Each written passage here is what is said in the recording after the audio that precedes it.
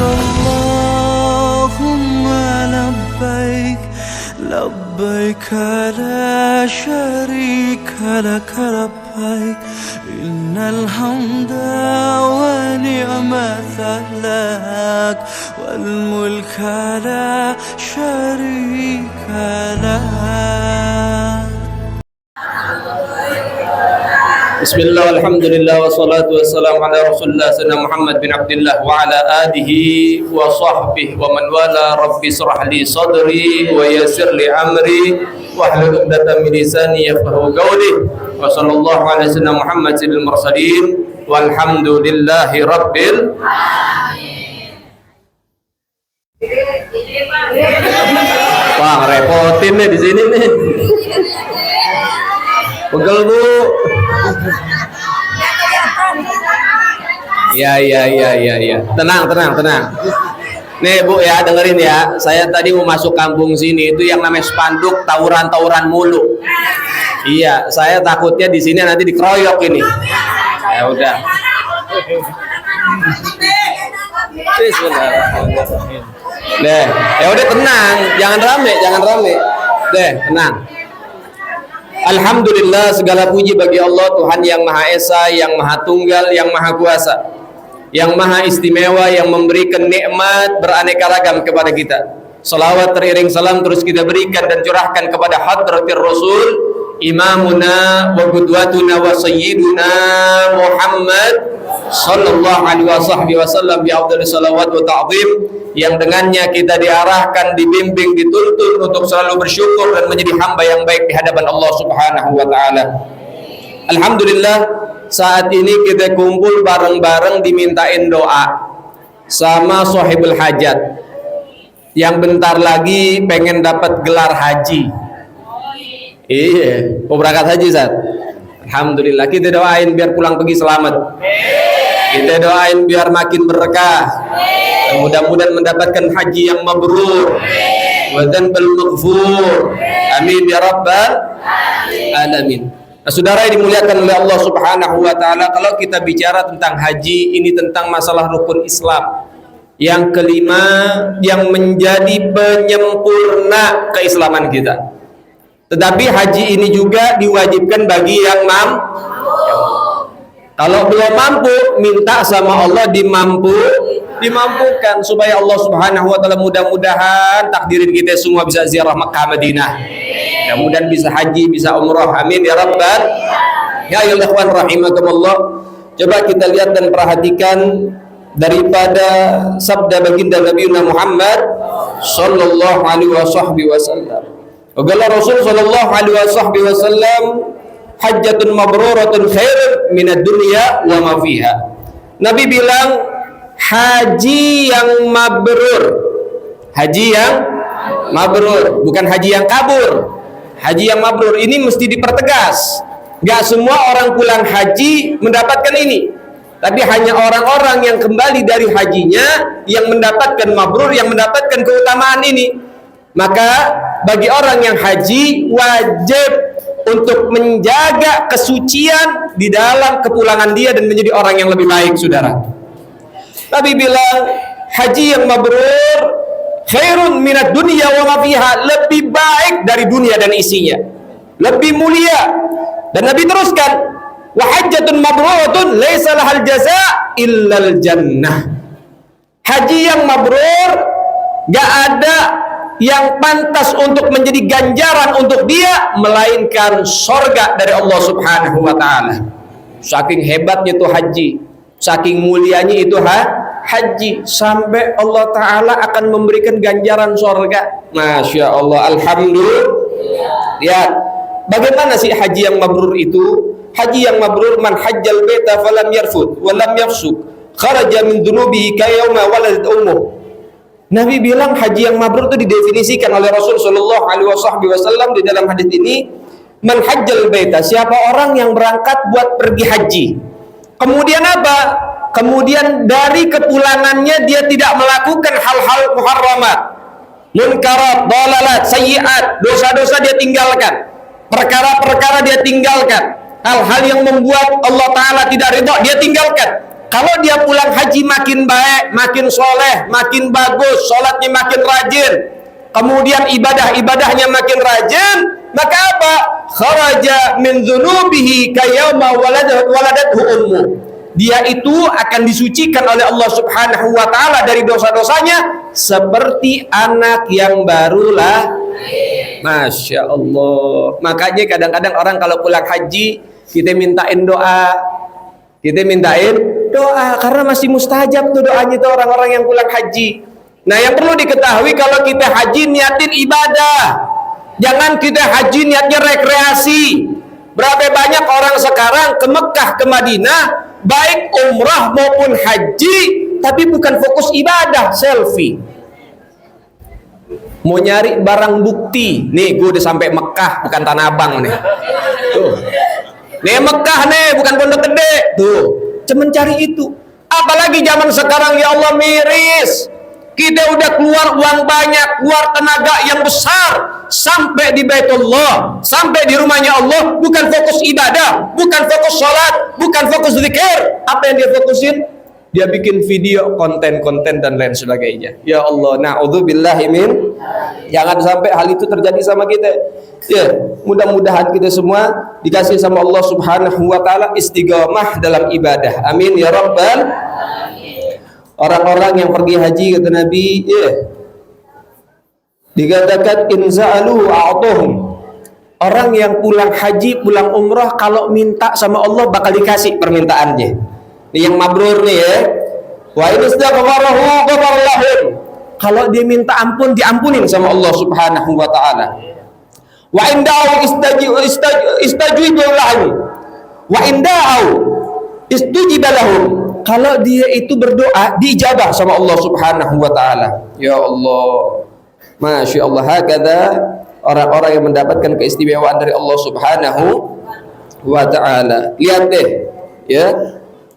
Nabi juga menyatakan di dalam hadis yang lain, yanzilu ala hadzal bait fi kulli yawmin wa isruna rahmatan, sittuna lit-ta'ifin, wa arba'una lil-musallin, wa isruna lin-nadirin. Ini orang-orang yang nanti mudah-mudahan kita semua ditakdirin sama Allah Ta'ala bisa ke Mekah. Lihat, Nabi ngasih kepada kita satu rahasia hebat. Nabi bilang, yanzilu ala hadzal bait. Allah menurunkan ke Ka'bah, Allah menurunkan ke Masjidil Haram itu, apa yang diturunkan sama Allah Ta'ala fi kulli yaum, setiap hari. Mi'a wa isruna rahmatan, 120 rahmat. Allah turunin 120. Sittuna lit-ta'ifin, 60 rahmat dikasih buat orang-orang yang tawaf. Makanya ya, di kita diajarin sama Rasulullah sallallahu alaihi wasallam apa? Istaghfiru minat tawaf. Kalau di sono banyakin tawaf. Jangan banyakin selfie. Jangan banyakin konten, tapi banyakin tawaf. Kenapa orang-orang yang tawaf mendapatkan 60 rahmat? Masya Allah. Warbauna al-musallin, 40 rahmat dikasih buat orang-orang yang rajin sholat. Yang sholat di dalam Masjidil Haram dikasih 40 rahmat. Wa isruna lin-nadirin. Lihat, sampai Nabi bilang Allah Ta'ala kasih rahmat, 20 rahmat. Buat siapa? Orang-orang yang mandang Ka'bah dengan ta'zim, mandang Ka'bah dengan yang namanya penghormatan, pengagungan. Allah Ta'ala memberikan kepada mereka rahmat yang beraneka ragam, yang begitu banyak, sehingga dengan rahmat itu kita akan menjadi semakin dekat dengan Allah Subhanahu wa Ta'ala. Amin ya rabbal. Masya Allah. Dan juga diceritakan bahwasannya, ya, ketika selesai berhaji Nabi Allah Adam, itu malaikat bilang, wahai Adam, kami sudah melakukan hal ini 2000 tahun sebelum kamu. Saking hebatnya itu Masjidil Haram. Masya Allah, luar biasa. Mudah-mudahan kita ditakdirin sama Allah Subhanahu wa Ta'ala bisa berangkat ke sana. Amin ya rabbal. Amin ya rabbal. Nah, kemudian juga saudara yang dimuliakan oleh Allah Subhanahu wa Ta'ala, banyak keutamaan, banyak kemuliaan yang Allah berikan kepada mereka orang-orang yang bisa berangkat haji ke Baitullah. Dan ini sampai-sampai banyak daripada keagungan yang luar biasa.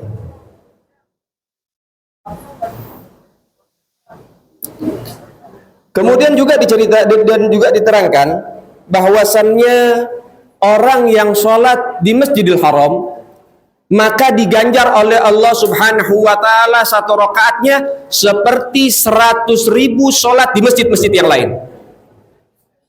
Makanya kita dianjurin kalau di Masjidil Haram banyak-banyak sholat apa aja, lebih-lebih apa? Sholat gobo. Banyak yang udah kita tinggalin daripada sholat-sholat kita, ataupun mungkin banyak sholat kita yang nggak khusyuk, atau mungkin sholat-sholat kita yang memang rentan dengan batalnya sholat karena nggak tahu ilmunya. Banyakin sholat gobo. Walaupun kita nggak punya utang sholat, lagi banyakin sholat gobo. Kemudian siapa orang yang sholat di Masjid Nabawi, maka dia seperti sholat 10.000 rakaat. Satu rakaat dihitung 10.000. Dan siapa orang yang sholat di Masjid Al-Aqsa, diganjar seperti dia sholat 1.000. Ganjaran yang begitu luar biasa, yang begitu agung, diberikan oleh Allah Subhanahu wa Ta'ala, yang begitu luar biasa. Nah, kemudian saudara yang dimuliakan oleh Allah Subhanahu wa Ta'ala, dan juga diterangkan bahwasannya Nabi bilang orang yang punya dana, orang yang punya kesehatan, dia mampu untuk haji, tapi dia nggak lakuin sampai dia mati. Maka apa? Maka dia mati dalam keadaan ayyakuna majusian atau nasronian. Dia itu bisa dikategorikan mati dalam keadaan majusi ataupun nasrani. Hati-hati nih buat orang-orang pengusaha-pengusaha yang kaya, kalau punya duit buru-buru haji. Jangan diinvest mulu tuh duit. Tapi perlu juga kita haji, perlu juga kita umrah. Tapi kalau misalnya kita wafat, tapi kita nggak punya kemampuan buat haji, nggak masuk dalam kategori itu. Tapi yang diancam oleh Rasulullah, siapa orang yang punya kemampuan, kemudian dia tidak haji, maka hati-hati, dia mati dalam keadaan Yahudi ataupun Nasrani. Na'udzubillahi min. Nah, kemudian saudara yang dimuliakan oleh Allah, haji itu adalah ritual yang luar biasa, ritual ibadah yang luar biasa. Kita diajarin sama Allah Ta'ala buat apa? Tafakur. Orang nanti kalau ke Masjidil Haram, kalau dia haji, dia pakai pakaian apa? Pakaian ihram. Untuk apa? Tafakur. Nanti kita di padang mahsyar gak ada yang kita bawa. Lihat pakaian ihram kita, kayak apa itu pakaian? Kainnya kayak apa? Kayak kain kafan, gak ada jahitan, gak ada kantong, gak ada apa. Untuk supaya kita diingatkan kembali, kita ini manusia yang gak punya apa-apa di hadapan Allah Subhanahu wa Ta'ala. Paham ya? Kita nggak punya apa-apa di hadapan Allah. Kita kepada Allah, menuju Allah, kembali kepada Allah, supaya kita menjadi hamba yang baik di hadapan Allah Subhanahu wa Ta'ala. Apa yang mau disombongin di hadapan Allah ketika kita nggak punya apa-apa? Apa yang mau disombongin? Kekayaan kita kalah dengan kekayaannya Allah. Apa yang mau kita sombongin? Kekuasaan kita nggak ada apa-apanya dengan kekuasaan Allah. Nggak ada yang pantas untuk disombongkan di hadapan Allah Subhanahu wa Ta'ala. Banyak-banyak bertafakur di sono. Nanti di padang Arafah lagi wukuf di situ, kita diajarin tafakur. Nanti di padang mahsyar begitu modelannya. Semua orang dikumpulin, beraneka ragam manusia, nggak lihat suku, nggak lihat daripada rasnya dia, siapa dia, semasa dia muslim, semua akan dikumpulkan sama Allah Subhanahu wa Ta'ala. Kemudian nanti di padang mahsyar semua makhluknya Allah Ta'ala, semua umat manusia, apapun dan siapapun dia, apapun agamanya dia, nanti akan berkumpul di padang mahsyar untuk mempertanggungjawabkan diri dia masing-masing di hadapan Allah Subhanahu wa Ta'ala. Kemudian juga nanti di wukuf di Arafah. Termasuk salah satu ritual haji itu wukuf di Arafah. Wukuf di Arafah itu kita berdiam diri untuk tafakur. Sampai dikatakan sama Rasulullah Sallallahu Alaihi Wasallam, termasuk dosa besar. Termasuk dosa besar. Siapa orang yang memiliki prasangka ketika wukuf di Arafah dosanya nggak diampunin, itu termasuk dosa besar. Ya Allah. Kenapa? Begitu agungnya wukuf di Arafah, yang mana dikatakan orang yang wukuf di Arafah dosa-dosanya dilunturin sama Allah. Dosa-dosanya dihabisin sama Allah. Seperti anak bayi yang baru lahir, dan itu harus kita yakini. Paham ya? Harus kita yakini. Nah itu tadi, kembali, orang yang bisa mendapatkan keutamaan itu orang yang hajinya mabrur. Jangan cuman kita cari titel di depan, hak satu nih mahal juga nih harganya deh. Paham ya? Jangan nyari itunya aja, tapi tanggung jawabnya kita nggak bisa pungkirin. Mohon maaf, ada cerita fakta nyata di kampung saya, Otista, Jakarta Timur. Saya lahir di situ, besar di situ. Itu di situ Di Otista ada satu Pak Haji. Biasanya kalau Pak Haji kopiahnya beda, kopiah kotak biasanya. Hah? Ini Pak Haji udah menyandang haji, udah pulang haji, tapi masih istiqomah main judi. Coba itu. Ini bener kejadian. Main judi di depan rumahnya, di bawah pohon mangga tuh, dia punya pohon mangga gede, di bawahnya tuh dia ada meja main judi di situ. Duitnya ditaruh di dalam kopiahnya. Kata dia biar berkah. Coba itu. Main judi biar berkah, gak masuk akal. Akhirnya apa? Kena serangan jantung, mati di atas meja judi. Na'udzubillahi min. Kita nggak kepengen kayak begitu. Kita nggak mau kayak begitu. Makanya kalau pulang haji makin baik, makin santun, makin tawadhu, makin rendah hati. Betul apa enggak? Sholatnya makin rajin. Jangan mentang-mentang hajinya VVIP. Harga mahal 450 juta. Wah, pulang petantang petenteng. Masya Allah, bukannya berangkat haji borong emas. Ada tuh yang begitu. Biasanya Bu Haji tuh. Kalau Pak Haji mah enggak borong emas. Iya, Masya Allah. Pulang, wah udah dipakai semua tuh emas-emasnya. Luar biasa. Masya Allah, make up tambah tebel. Pulang haji masih pakai topeng baik. Na'udzubillahi min. Jangan. Kadang juga ada orang pulang haji nggak dipanggil haji, ngamuknya seminggu. Ada Bu. Ini ada orang pulang haji nggak dipanggil haji, ngamuk. Lu nggak tahu tuh gelar hak gue ngambil susah 450 juta tuh. Nggak dipanggil haji. Masya Allah. Cuman gara-gara perkara itu, na'udzubillahi min. Itulah yang disebut haji kabur. Nggak dapat daripada keutamaan haji. Begitu juga umroh. Oh, itu buat haji. Kalau umroh nggak sama. Orang kalau umroh juga menghadap kepada Allah. Ibadah di sana. Fokus. Jangan hal-hal yang lain. Fokus ibadah di sana. Pulang makin baik, makin tawadhu. Karena itu tempat suci. Tempat kita banyak dapat doa dari malaikat, dapat rahmat dari Allah Ta'ala. Masya Allah. Paham ya? Bukan haji doang nih, umroh juga. Banyak orang-orang kita nggak bisa haji, umrohnya tiap bulan. Wah, luar biasa. Umroh mau umroh, tapi pulang begitu. Kagak ada perubahan. Na'udzubillahi min. Jangan. Itu tempat mulia, itu tempat agung, tempat banyak Allah menurunkan Al-Quran di situ. Mendapatkan wahyu Nabi Muhammad di situ. Malaikat Jibril turun ke kota itu. Dan dua kota suci ini, Mekah dan Madinah, adalah kota yang tidak bisa dimasukkan oleh Dajjal.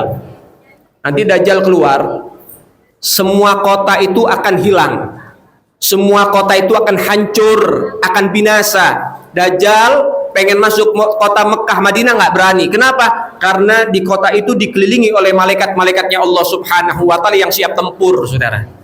Takut Dajjal, akhirnya dari luar Dajjal menghentakkan kaki sampai gempa itu kota. Orang-orang munafik, orang-orang fasik, orang munafik bakal keluar itu dari kota Mekah dan Madinah. Takut gempa. Gempanya hebat, dia takut, dia keluar, akhirnya ikut sama Dajjal. Na'udzubillahi min. Tapi orang yang beriman enggak, tetap teguh pendiriannya di kota tersebut. Masya Allah. Kota Mekah, kota yang dicintai sama Rasulullah. Sampai Nabi bilang, wahai Mekah, aku cinta sama kamu. Cuman saking aja penduduk kamu ngusir saya buat keluar dari kota ini. Kalau enggak, saya pengen hidup di sini, pengen mati di sini. Tuh.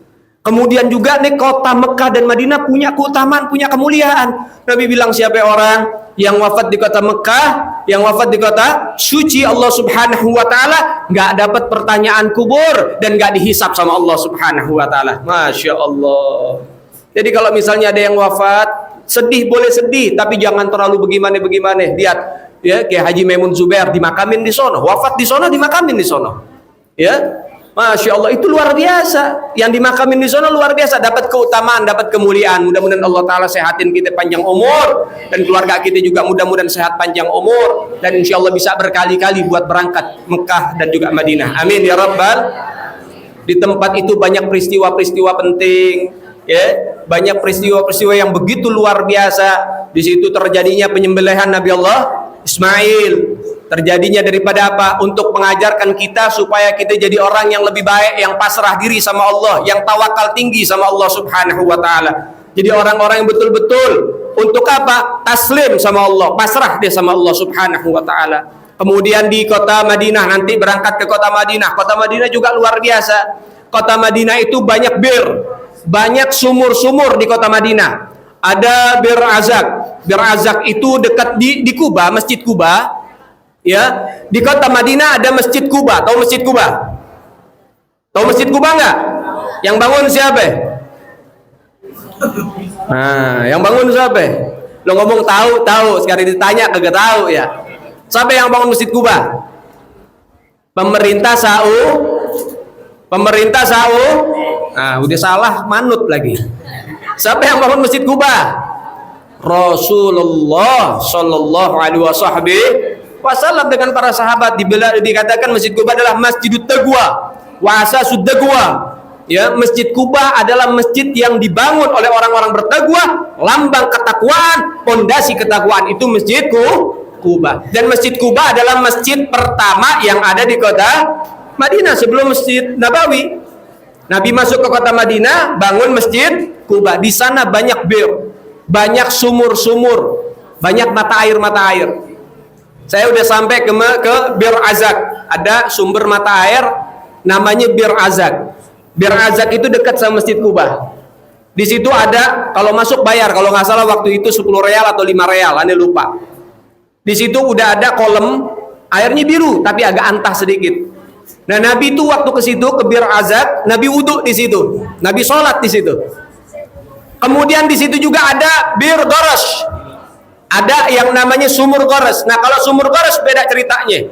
Bagaimana ceritanya sumur Goros? Sumur Goros itu Nabi berwasiat kepada Sayyidina Ali bin Abi Thalib, wahai Ali, kalau saya wafat, mandikanlah jenazahku, ambil airnya dari Bir Goros. Tuh, Nabi kalau minta dari satu air nih, banyak sumber-sumber, Nabi minta dari sumber itu berarti punya khususiyah, keistimewaan. Jadi mudah-mudahan kita bisa sampai ke tempat-tempat itu. Kemudian juga di sana juga nanti di dalam Masjidin Nabawi ada Raudhah, ada yang namanya daripada tiang taubah, ada tiang taubat di situ. Ya, ada banyak tiang-tiang bersejarah di Masjid Nabawi. Begitu luar biasa ini tempat, penuh dengan keagungan, penuh dengan kisah, penuh dengan historis. Maka mudah-mudahan Allah Ta'ala sampein kita semua ke sono. Amin ya Rabbal. Amin ya Rabbal. Kita doain guru kita nih yang bakal berangkat haji, mudah-mudahan Allah jaga, Allah lindungin, Allah berkahin, pulang pergi selamat beserta rombongannya, dan mudah-mudahan kita bisa nyusul nanti pergi haji juga, dan mudah-mudahan hajinya mabrur. Amin ya Rabbal. Amin ya Rabbal. Nah, begitu saudara yang dimuliakan oleh Allah Subhanahu wa taala, agung itu yang namanya daripada pergi haji dan umrah. Uang yang kita bayar nggak ada apa-apanya, nggak sebanding dengan apa yang kita dapat. Jadi jangan teriak, oh mahal banget ya, umrah mahal banget ya. Loh, ini kadang-kadang orang sekarang lucu. Orang sekarang lucu. Nih lihat, ada satu murid aneh bikin apa namanya tur ziarah Wali Songo. Bayarnya 1,5 juta, ditagihnya setengah mati, susahnya minta ampun. Ini orang sekarang nih, ditagih ziarah susahnya minta ampun. Akhirnya lunas lah, setahun baru lunas. Berangkat ziarah, baru sampai Pekalongan, ternyata jamaah belanja yang namanya daster Pekalongan sampai berbal-bal. Ternyata bayar 1,5 juta, susahnya minta ampun, teriak kemahalan, tapi uang sakunya ada yang bawa 10 juta, ada yang bawa 15 juta. Masya Allah, itu orang ziarah. Jadi kalau pengen haji, pengen umroh, kebanyakan teriak mahal, tapi pulang bawa emas 3 kilo, 10 kilo. Ntar bawa belanjaan, just tip ya, yang nitip inian, gamis, habaya, ada aja duitnya, tapi buat bayar setengah mati susahnya. Mau ibadah kebanyakan kita dihitung-hitung, tapi kalau buat maksiat gak pakai ngitung, dijor. Betul apa enggak?